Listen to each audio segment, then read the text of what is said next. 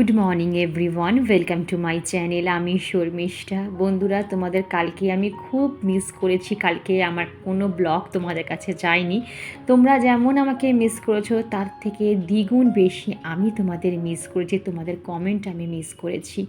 তাও তোমরা এত সুন্দর সুন্দর কমেন্ট করে আমাকে মোটিভেট করেছো, তার জন্য অন্তর থেকে অনেক অনেক ভালোবাসা জানিয়ে আজকে আমি ব্লগটা স্টার্ট করছি। আজকের ব্লগটা আশা করি আমার সকল প্রিয় বন্ধুদের খুব ভালো লাগবে, তাই স্কিপ না করে পুরো ভিডিওটা দেখার অনুরোধ রইল। আজকে হচ্ছে সোমবার, মানে শ্রাবণ মাসের দ্বিতীয় সোমবার। তো আজকেও আমার উপোস আছে বন্ধুরা, তাই জন্য একদম সকালবেলা স্নান টান কমপ্লিট করে একটা সুন্দর শাড়ি পরে খুব ইচ্ছা হলো যে আজকে শাড়ি পরেই ব্লগটা করি। অনেক দিন শাড়ি পরা হয় না, মাঝে মাঝে ইচ্ছা করে শাড়ি পরতে, কিন্তু কি বলো তো এখন না সামলাতে পারি না, মানে এত তাড়াহুড়ো করে কাজ করতে হয়, তো যদি মনে হয় পা বেজে পড়ে যাই ওই ভয়তে না শাড়িটা পরতেই পারি না। আর দেখো আজকে একটু পায়ে আলতাও পরে নিলাম। আমার শাশুড়ি মা প্রত্যেকটা সোমবার উনি আলতা পরেন, কিন্তু আমার সত্যি কথা পরে ওঠা হয় না। তো ভাবলাম যে না, আজকে অনেক সকালবেলা ঘুম থেকে উঠেছি বন্ধুরা আমি এইটা নিজেকে তৈরি করার জন্য। আর দেখো আলতা হলতা পরে কিন্তু সিধা চলে এলাম ছাদ বাগানে। কী পরিমাণে সকাল সকাল আজকে রোদ, আমি তো ছাদে ফুল তুলতেই পারছি না, রোদে আমার গা পুড়ে যাচ্ছে জানো। আর তেমনি পরিমাণে তো আমার বাগানে উপচে পড়া ফুল। তো যাই হোক, নজর না লাগে বারবার বলি, আমার মানে কি বলবো মানে এত পরিমাণে ফুল ফুটছে যে কি বলবো। আর দেখো কত জবা ফুল, টগর ফুল, সাদা ফুল, মানে যত রকমের ফুল হয় আমার গাছে ভর্তি। তো চলো বন্ধুরা, চটপট করে আগে আমি ফুলগুলো তুলে নিই, তারপরে সিধা চলে যাব কিন্তু আমার ঠাকুর ঘরে। আমার অনেক বন্ধুরা কমেন্ট করে বলে, দিদি তোমার ছাদ বাগান দেখতে ভীষণ পছন্দ, ভীষণ ভালো লাগে, তুমি বেশি বেশি করে তোমার ছাদ বাগানের ভিডিও দেবে। তো যেটুকু পারি বন্ধুরা আমি শেয়ার করার চেষ্টা করি। আর এখানে দেখো নাকচম্পা তুলে নিলাম, কারণ হচ্ছে বাবা ভোলানাথের সাদা ফুল কিন্তু ভীষণ পছন্দের। তো ভালোই হলো, আমার নাকচম্পাও আজকে অনেকগুলো বেশ ফুটেছিল। আর দেখো ঝুড়ি উপছে কিন্তু আমার ফুল আজকে, কি সুন্দর লাগছে না বন্ধুরা। আর রান্নাঘরে ভাবলাম যখন স্নান হয়ে গেছে তো একেবারে ভাতের চালটা বসিয়ে দিয়ে একবারে পুজো করতে চলে যাব। এদিকে ভাতটাও হয়ে যাবে আর এদিকে পুজোটাও হয়ে যাবে। আর মা তো মোটামুটি আছেই, ভাত হয়ে গেলে মা নামিয়েও নিতে পারবে। চলো ভাতটা আগে বসিয়ে দিই, তারপরে কিন্তু সিধা যাব ঠাকুর ঘরে। এই তো বন্ধুরা চলে এলাম ঠাকুর ঘরে। আর ঠাকুর ঘরে জানো তো আমার ঠাকুর ঘরটা বেশ বড়, মোছামুছি করতে অনেকটা সময় লাগবে। আজকে কিন্তু অনেক কিছু তোমাদের সাথে শেয়ার করার আছে, বলতে পারো আমিও কিন্তু নতুন নতুন অনেক কিছু শিখছি। আমি মনে করি যদি আমি এতটুকু পুণ্য অর্জন করতে পারি, তাহলে আমার প্রত্যেকটা বন্ধুও যেন আমার সাথে সাথে পুণ্য অর্জন করতে পারে। ওই জন্যই কিন্তু আজকে আমি ব্লগটা বেশি করে বানালাম, যাতে তোমরাও যদি কোনো কিছু এই সোমবার স্কিপ করে যাও, নেক্সট সোমবার কিন্তু তোমরা অবশ্যই এই নিয়মগুলো পালন করবে। দেখো আমি এখানে বাবার নৈবেদ্যের জন্য আমি থালাটা সাজিয়ে নিচ্ছি। যা যা লাগে পঞ্চামৃত করার জন্য বা বাবাকে স্নান করার জন্য যা যা লাগে সব কিছু আমি আগে একটা থালার মধ্যে সাজিয়ে নিচ্ছি, যাতে আমার পুজো করার সময় কোনো রকম যেন অসুবিধা না পড়তে হয়। আর এই থালাটা সাজানোর পর তোমাদের অবশ্যই শেয়ার করব আমি কি কি মানে এই থালার মধ্যে দিয়েছি। প্রত্যেকটা সোমবার কিন্তু একটা নতুন নতুন করে এক একটা করে জিনিস বাবাকে অর্পণ করতে হয়, সেটা আমরা সবাই জানি। আর আজকে আমি কি অর্পণ করলাম সেটাও তোমাদের সাথে শেয়ার করব। চলো দেখে নিই আমি থালার মধ্যে কি কি নিয়েছি। এখানে আমি চন্দন, দেখো চন্দন বেটে নিয়েছি। আর এখানে রয়েছে দুধ, এখানে এটা দুধ, এটা টক দই, আচ্ছা এটা ধুনো, পৈতে, সাদা তিল, সাদা তিল আজকে দিতে হয়, মধু, 3 রকম ফল, ঘি, চাল আর ফুল, বাবার মালা, আকন্দর মালা, গঙ্গা জল, মোটামুটি পৈতে আর হচ্ছে সিদ্ধি, সবই মোটামুটি আমার মনে হয় বলতে পেরেছি। কোনো কিছু হয়তো স্কিপ করিনি, যদি স্কিপ করি আমাকে একটু বলো, আমি কমেন্টে বলে দেবো। তো চলো আগে বাবার এটা আমি বানিয়ে নিই, চরণের মিত্রটা বানিয়ে নিই। এখানে আমি দেখো গঙ্গা জলের মধ্যে আমি এর মধ্যে দুধ দিলাম, টক দই দিয়েছি, আর এই যে সিদ্ধিটা ঢেলে নিলাম, আর এর মধ্যে ঘি অ্যাড করলাম। তারপরে দেবো একটু তোমার চিনি বা ছোট্ট ছোটো যে মিশ্রির দানাগুলো হয় না সেটা, আর মধু। মোটামুটি আমি সব বলতে পেরেছি। আসলে কি বলতো, ভয়েস ওভার দেওয়ার সময় না মাঝে মাঝে গন্ডগোল হয়ে যায়, তোমার লেখা থাকে না, মোটামুটি যেটা যেটা দেখছি আমি ভিডিওতে সেটাই তোমাদের সাথে বলার চেষ্টা করছি। তো বাবাকে আগে ভালো করে ঘি মধু দিয়ে মাখিয়ে আমি মানে চরণামৃতটা বাবার মাথায় ঢেলে দিলাম। আর তোমরা আমাকে আগের ব্লগে বলেছিলে একজন যে দিদি স্নান করানো, দুধ দিয়ে স্নান করানোর পর অবশ্যই আবার গঙ্গা জল দিয়ে বা কোনো ভালো শুদ্ধ জল দিয়ে বাবাকে আরেকবার পরিষ্কার করে স্নান করিয়ে দেবে।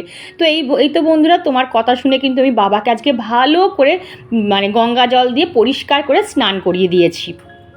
তোমরাও যা যা বলো আমি কিন্তু তাই তাই করারও চেষ্টা করি।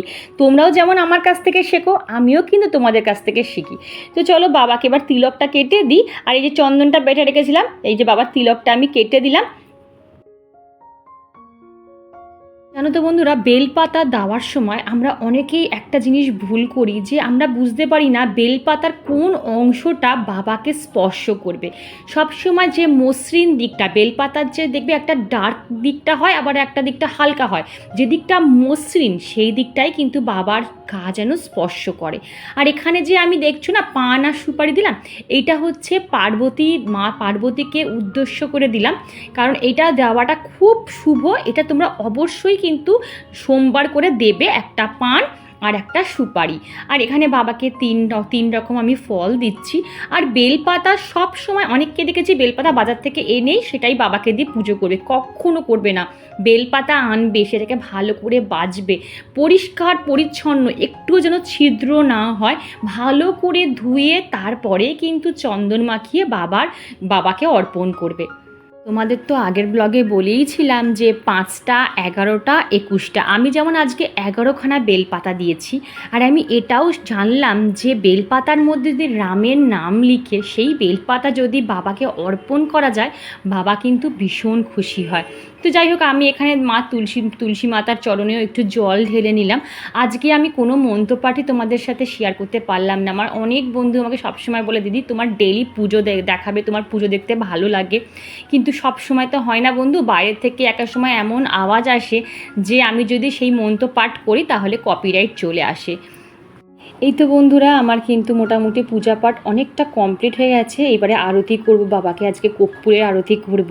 আর কর্পূর ভীষণ ঠান্ডা, শরীর ঠান্ডা করে। অবশ্যই আমি দেখো কর্পূরের ধোঁয়া সারা ঘরে ছড়িয়ে দিচ্ছি, আর নিজের মাথাতেও রাখবো। আর প্রত্যেকটা মানুষের জন্য কিন্তু আমি কর্পূরের তাপ রেখে দিয়েছি। তো যাই হোক বন্ধুরা, পুজোটা কেমন লাগলো অবশ্যই কিন্তু কমেন্ট করে বলবে। পিয়ালি সাতরা, তুমি কমেন্ট করে বলেছিলে তোমার হাজব্যান্ডের শরীরটা ঠিক নেই, কোনো সাইকোলজিক্যাল প্রবলেমের মধ্যে দিয়ে যাচ্ছে। তুমি আমাকে দেখে আদ্যা স্তব পড়া শুরু করেছো, খুব ভালো করেছো ডিয়ার। সবসময় মা আদ্যা মাকে ডাকবে, বাবা সংকটমোচনকে ডাকবে, দেখবে তোমার মনের জোর অনেক পাবে।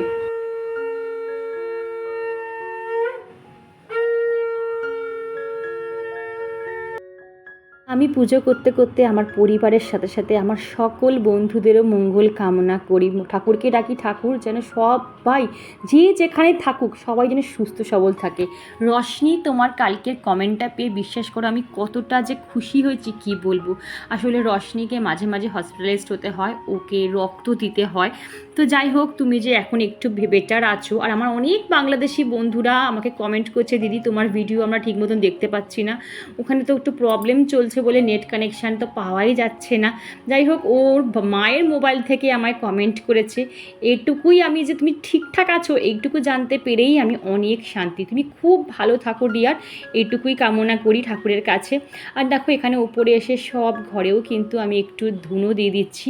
আর ধুনো তোমরা কিন্তু অবশ্যই দুবার, মানে 2 সপ্তাহে 2 দিন অন্তত দেওয়ার চেষ্টাই করবে, শনিবার আর মঙ্গলবার।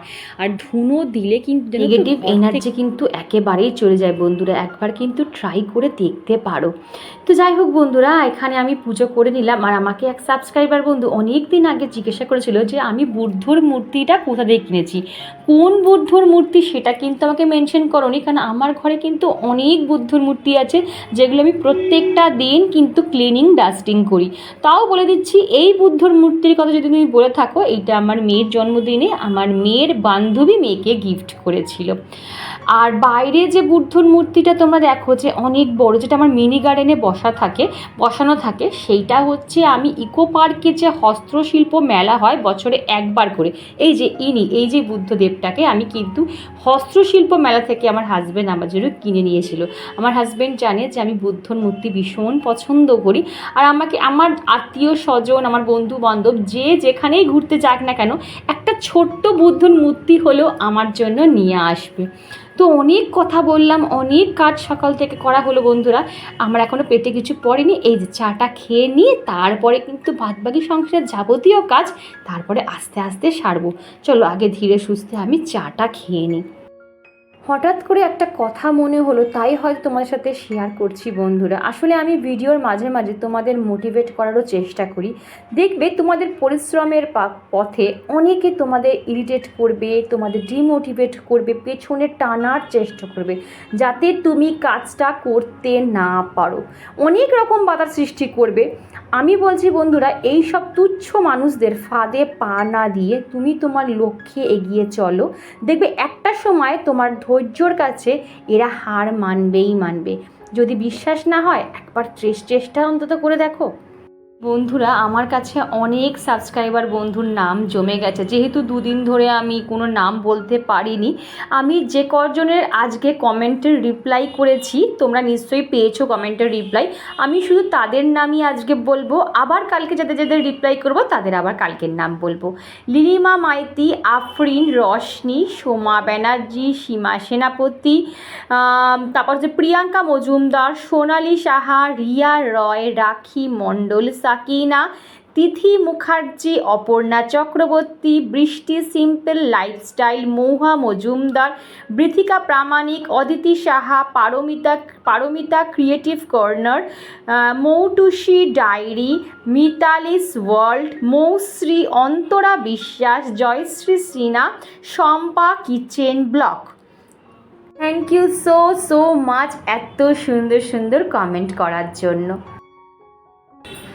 তো বন্ধুরা, যেটুকু ডাস্টিং বাকি আছে সেগুলো করে এবার চলে এলাম রান্নাঘরে। আমি তো কিছু খাবো না, আমি হয়তো ময়দা খাবো, সেটা একদম পরে দুপুরবেলা, মানে সব রান্নাঘর পরিষ্কার করার পর হয়তো একটা গোলা রুটি খেতেই পারি, নাও খেতে পারি জানি না। এক পা ফলাহারও করতে পারি, এটা আপেল আর কলা খেয়ে নিলাম। এখন একটু জাস্ট চা খেলাম, যখন দেখতেই পেলে জাস্ট চা খেলাম। এত মাথা যন্ত্রণা, কাল থেকেই বলছিল এত মাথা যন্ত্রণা করছে, কি বলবো। আমি ভিডিও তোমাদের দিই। এখন মেয়ের জন্য আমি আলুটা ভেজে দিচ্ছি, আর দেখি ওদের একটু ডিমের ঝোল করে দেবো। কিছু তো খাবে, আমি কিছুই করতে পারবো না। ডাল ভাত তো হয়ে গেছে, এদিকে ডিমের ঝোল, আর কালকে একটু তরকারি ছিল, ওই তরকারিটা গরম করে দেবো, আর মেয়ের জন্য আলু ভাজা আর ডাল করে দেবো। ব্যাস এই করে নেবো। প্রচণ্ড পরিমাণে গরম লাগছে, মুখ চোখ দেখেছো পুরো কালি ঝুলি হয়ে গেছে। তো যাই হোক, ঝপঝপ করে আগে রান্নাটা করে নিয়ে একটুখানি আবার গায়ে জল ঢালবো, আবার একবার স্নান করবো, করে তারপরে একটু রেস্ট নেবো। নাহলে পারবো না, নাহলে আমি বিকেলে এডিটিং করতে পারবো না। আর আমার মাথা যন্ত্রণা হলে না শুধু বমি পায়, মানে মাইগ্রেন আছে তো, শুধু বমি পায়। তো চলো বক করছি না, আগে আমি রান্নাটা সেরে নিই, তারপরে তোমাদের সাথে কথা বলছি। কারণ রান্নার আজকে কিছুই করার নেই, শেয়ার করার নেই। চলো আগে আমি ক্যামেরা অফ করে রান্নাটা। চলো বন্ধুরা, চটপট করে আগে রান্নাটা সেরে নিই। এখানে দেখো মেয়ের জন্য একটু আলু ভেজে নিলাম, কারণ সকালবেলা মেয়ে আলু ভাজা, ডিম সেদ্ধ আর ডাল খাবে। আর আমার মা আর হাজব্যান্ডের জন্য দুবেলা তরকারি করে রেখে দিলাম। এখানে ডিমের কার্পেট করলাম, 3খানা ডিমকে একসাথে ফেটিয়ে কার্পেট করে তারপর 4 টুকরো করে দিলাম। সকালে 2 টুকরো, রাতের 2 টুকরো। শরীরটা একেবারেই চলছে না বন্ধুরা, খুব তাড়াতাড়ি রান্না করে আমি রেস্ট নিতে যাব। বন্ধুরা, আমার মা আমার হাতে হাতে সত্যি কথা অনেক করে দেয়, না হলে আমি এত কিছু বিশ্বাস করে সামলাতেই পারতাম না। আর এখানে দেখো লঙ্কাগুলো দেখলাম জলটা ঝরে গেছে, লঙ্কাগুলো তুলে রাখলাম। আর কিছু কুচনো পেঁয়াজও দেখলাম না এক্সট্রা রয়েছে, তো সেইগুলো বাটির মধ্যে রাখলে না গন্ধ হয়ে যাবে, কিন্তু এই বক্সটার মধ্যে রাখলে এতটুকু কিন্তু গন্ধ হয় না। আর দেখো এবারে আমার ডিমের ঝোলটাও হয়ে গেল। এবারে এটা কি করেছিস? এটা আমার স্টাইল। এটা কিসের স্টাইল তোর? আমার নতুন কালার, চুলের কালার করেছিস? এটা খুল। কি ভগবান রে, ওর চশটা খাবি।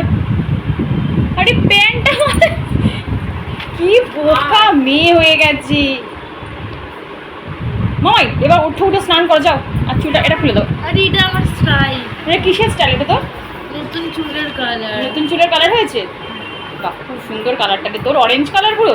আমি তোকে অরিজিনালি অরেঞ্জ কালার করে দেবো, ভালো লাগবে? আমি এটাই চাই আমার। ঠিক আছে, ওট রস খেয়ে নে, ওট। চল ওঠ মামাই, ওঠ।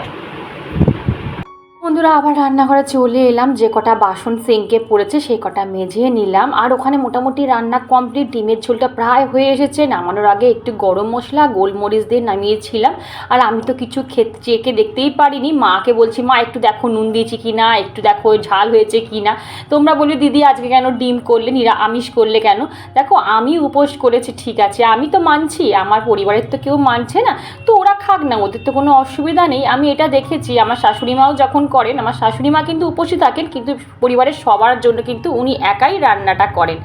তো যাই হোক, এখানে দেখো আমার রান্নাবান্না হয়ে গেছে। বাইরে এতটা পরিমাণে রোদের তেজ, ঘরগুলোকে একটু অন্ধকার করে দিলাম আর রান্নাগুলোকে সব চাপা দিয়ে দিলাম। এবারে চলো দেখাচ্ছি আমার মা রান্নাঘরে কি করছে। এবার আমার মাকে বললাম মা আমি আজকে কিছু খাবো না, আগের সপ্তাহে না সাবু খেয়েছিলাম, আর সাবু খেয়ে আমার এত পরিমাণে অম্বল হয়েছে বন্ধুরা কি বলবো। আর এখানে আমার রান্নাঘর কিন্তু পুরোপুরি পরিষ্কার, তোমরা দেখলে বুঝতেই পারছো। আর আমার এখানে ময়দা নুন সব কিন্তু এগুলো আলাদা করা, কোনোটাই কিন্তু আমার আঁশ নয়। মা বললো একটা গোলা রুটির মতন করে দিই, সেটাই খা, সারাদিন না খেয়ে থাকবি। আর যেহেতু আমার গ্যাসের প্রবলেম, বেশিক্ষণ যদি আমি এমটি স্টমাকে থাকি না আমার গ্যাস ফ্লাকচুয়েট করে, বমি হয়, মাথা যন্ত্রণা করে, মাথা ঘোরা, এরকম আমার রোগ আছে। তো ওই জন্য মা ওটা করে দিল। তা যাই হোক, ওই মানে কী বলতো, উপোসের সময় যদি কেউ মুখের সামনে একটু জলও ধরে না, ভাববি সেটাই অমৃত। বিশেষ করে উপোসের সময় সবার জন্য রান্না করে আর নিজের জন্য না কিছু করতে ইচ্ছা করে না। মা আছে বলেই হয়তো আমি আজকে একটু খেতে পারলাম। আমি আর একবার স্নান করে নিয়েছি, দেখেছো তো, ওখানে আর পাচ্ছি না, কি পরিমাণে গরম লাগছে কি বলবো। মনে হচ্ছে আর একবার জল ঢাললে না, জল ঢালছি তো পুরো মনে হচ্ছে আগুনের জল বেরোচ্ছে মাথা থেকে, জানো। তো যাই হোক, আমি সকালে তো শ্যাম্পু করেছিলাম, আর একবার শ্যাম্পু করিনি, মানে আর একবার পুরো মাথা থেকে স্নান করে নিয়েছি পুরো শাওয়ার খুলে। তো যাই হোক, এখন আমি এই যে এইটা খেয়ে নিই, গোলা রুটি কি বলে জানি না, চাপাটি গোলা রুটি, যাই হোক এটা আমি খেয়ে নিই, তারপর তোমাদের সাথে কথা বলছি। আর পাচ্ছি না গো, অনেক সকালে উঠেছি, সকাল থেকে স্টিল নাও আমি এখনও দুটো পা এক জায়গায় করিনি। তোমরা আমাকে অনেক কমেন্ট করছো, অনেকে মিস করছো, আমাকে লিখেছো, আমিও সেম গো। তোমাদের একদিন ব্লগ না দিতে পারলে না কেমন হয় বিশ্বাস করে, মনে হয় কী দিতে পারলাম না, কি করলাম না, দিনটা পুরো ইনকমপ্লিট থাকে আমার। তো চলো আগে খেয়ে নিই, আমি যদি পারি তো আবার তোমার সাথে ফিরছি, নাহলে সেই আবার ইভিনিংয়ে দেখা যাচ্ছে। চলো, গুড ইভিনিং বন্ধুরা, এখন ঘড়িতে বাজে ঠিক 5:15, আর একটু চোখটা লেগে গেছিলো। দেখবে উপোস করলে কেমন ঝিমানো ঝিমানো ভাব পায় না। তার মধ্যে কিন্তু মেয়েকে 4:30টার সময় পড়তেও পাঠিয়ে দিয়েছি, ওর হাতের সামনে সব গুছিয়ে দিয়ে ওকে পড়তেও পাঠিয়ে দিলাম। তারপরে না ভিডিওটা শুয়ে শুয়ে একটু এডিট করছিলাম, আর কখন যেন চোখটা লেগে গেছে। ওই যে অনেকটা সকাল সকাল আজকে ঘুম থেকে উঠেছিলাম, তো যাই হোক একটু দুপুরে রেস্ট না নিলে না আর ও শরীরটা যেন ছেড়ে দেয়। এক কাপ চা নিয়ে সিধা চলে এলাম কিন্তু আমার ছোট্ট ব্যালকনি গার্ডেনে। আর ওখানে মা উপরে ছাদে গেছে, ছাদ থেকে বলছে পাম্পটা চালা, নাহলে গাছে জল দিতে পারবি না। আর এখানে পাম্প চালিয়ে সিধা চলে এলাম ছাদ বাগানে জল দিতে। আজকে যে পরিমাণে রোদ উঠেছে বন্ধুরা, ঠিকঠাকভাবে যদি গাছে জল না দিতাম পুরো নেতিয়ে থাকতো। বলতে পারো সারাদিনের মধ্যে যদি আমি এই কাজটা একবার না করতে পারি, আমার কিন্তু স্ট্রেস রিলিফ হয়ই না। তো চলো, আমার গাছে এখানে জল দেওয়া কমপ্লিট হয়ে গেছে, এইবারে যাবো সিধা নিচে। আর এতক্ষণ ধৈর্য সহকারে আমার যারা পুরো ভিডিওটা দেখলে তাদের অন্তর থেকে অনেক অনেক ধন্যবাদ। আর এখানে সন্ধেবেলা যে কটা জামা কাপড় ছিল সেই কটাও গুছিয়ে রাখলাম। আমি এক ফোঁটা বন্ধুরা কাজ ফেলে রাখা একদম পছন্দ করি না, যখনকার কাজ আমি তখনই করে রাখি, সে আমার যত রাতই হোক আর যত বেলাতেই হোক। যা যা পড়ি সঙ্গে সঙ্গে সেটা কেচে সঙ্গে সঙ্গে সেটা তুলে রাখার চেষ্টা করি। তো বন্ধুরা ভিডিওটা আর বেশি বড় করছি না, এইটুকুই রাখছি। ভিডিওর কোনো অংশ তোমাদের এতটুকু ভালো লাগে তো প্লিজ চ্যানেলটা সাবস্ক্রাইব করে পাশে দেখো, লাইক করো, শেয়ার করো, আর হ্যাঁ কমেন্ট করতে কিন্তু একদম ভুলো না।